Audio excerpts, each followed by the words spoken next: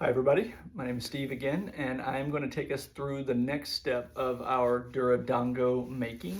So where we left off is I was sifting the dirt. I was letting it dry out, and it had to be super dry because I needed to send it through these two sifters. This one is the larger one I talked about before. It has the bigger holes in it that you can see, and it catches the big stuff like the rocks, and it catches the big stuff like the bits of, there's some roots and all kinds of randomness in there. So once I sifted it through there, then I sifted it through here. What came through it, I sifted it through this double-sided one, which is much tinier. And I was left with two piles of stuff. I was left with the stuff that wouldn't go through the sifters. These are the chunks of stone. These are just really hard rocks, chunks of dirt that wouldn't break up. The sand, the gravel, that kind of stuff that I didn't want into my pure mix. And then you have this one, which is all of the pure dirt. And this looks like, honestly, the finest of brownie powder that you're gonna see. It's super delicate, I mean, super thin. And so this is gonna be what we make the body of our Doradongo out of. Now, a lesson learned that I'm gonna bring into this one is that when I started making the Doradongos solely out of this silt, it didn't have, the core of it was just mushy, and it took forever for it to dry. And then secondly, it just kept like pancaking down whenever I would let it sit. It was just all basically goo, so it would just kind of flatten out, and then I had to keep rounding it out and rounding it out. And then as it was getting harder, because it was so malleable, it kept cracking and cracking, and it was a little frustrating, and because I wasn't sure what was happening. Then I learned that I could take this and make the core out of it, make a little hard rock in the middle, and it has all the cool stuff that I'd like to have be present in my Doradongo anyway. This one that I'm making, it's from dirt from my grandmother's house, so all these cool stones and cool rocks, they have a place. They don't have to be rejected. So I'm going to make the core out of this stuff. This is the rejected stuff, the bigger particulates. And then I'm gonna let that harden, and then the next step will be to encompass that inside of this so it'll polish out and be very pretty and very nice. So what I'm gonna do is pour some of this out. Here on the plate, I'll turn this down just a smidge and see what I'm doing. Oh, there's a piece of root that was left in there. It's a cool rock.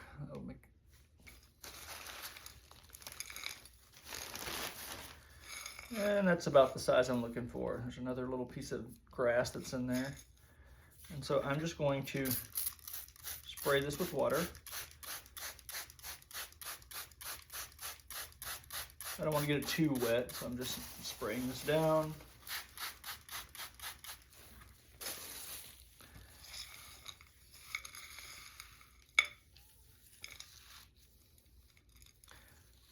I'd like it to be wet enough to actually cement together, but I don't want it to be soggy. So I'm just putting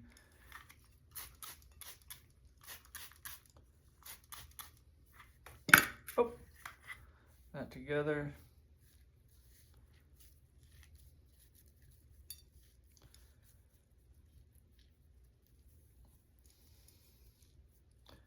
I'm making a couple of these, so I'm gonna go ahead and make out these balls all at the same time.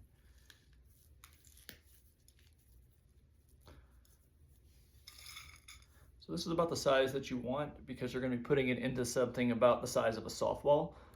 So that's about the good size there. I'll set this aside, and by tomorrow it'll be hard enough that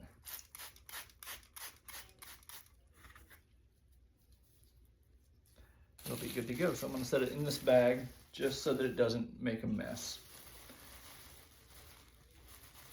I'll round it off a little bit more, just doing it in my hands like you would a kid making a mud ball. This is the most fun part of it.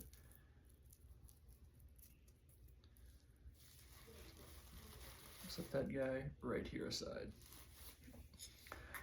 Do that again.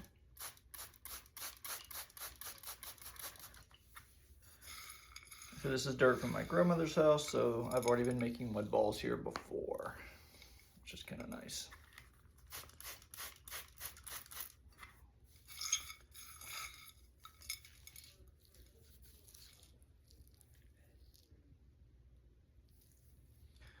this packed together. And this has enough dirt left in it that once I get it wet, it sticks together nicely.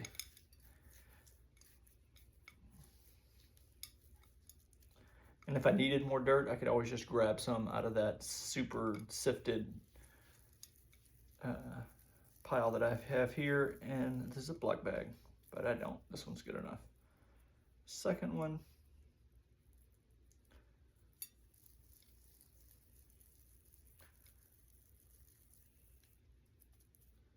Number 2.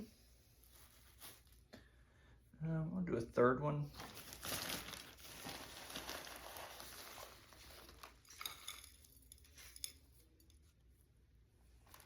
Another root.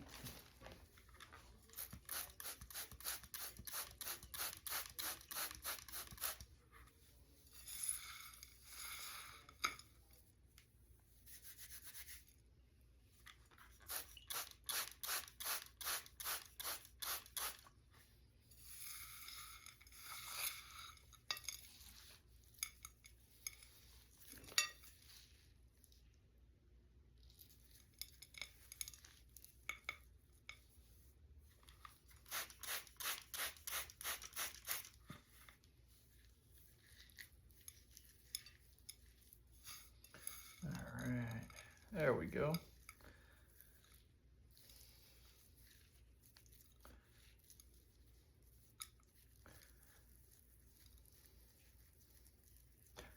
And these guys, like I said, I'm just rounding them off so that there's a center core in the middle of the Doradongo.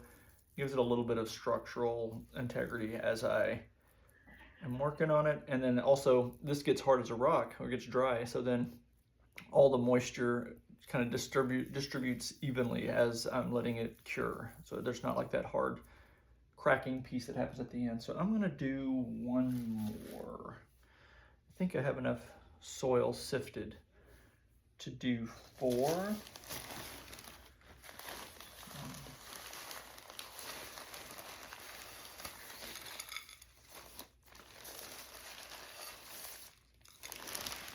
All right, so last one, pretty easy process. Another piece of root.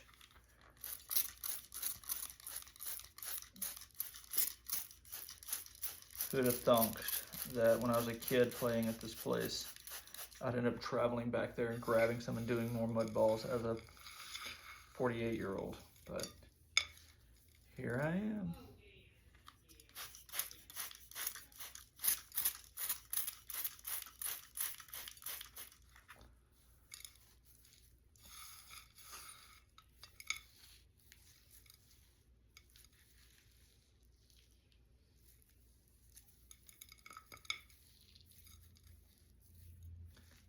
Go. Just letting that compact together.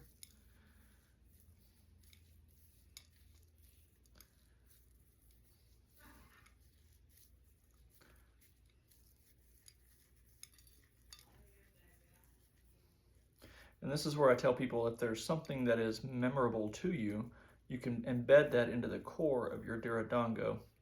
So I've seen people who did the core out of things that were important to like their foundation, their root chakra, and then they wrapped it with other pieces so that it was embedded in.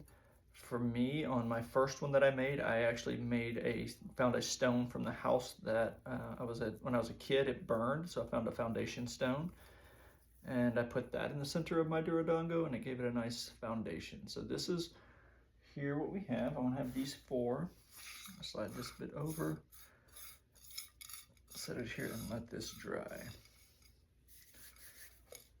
So here's what we're left with. We have one roughly egg-shaped. They don't have to be perfect. As long as they're round-ish, you're good. This one, you've got a big nice rock sticking out of the side of it, which is good.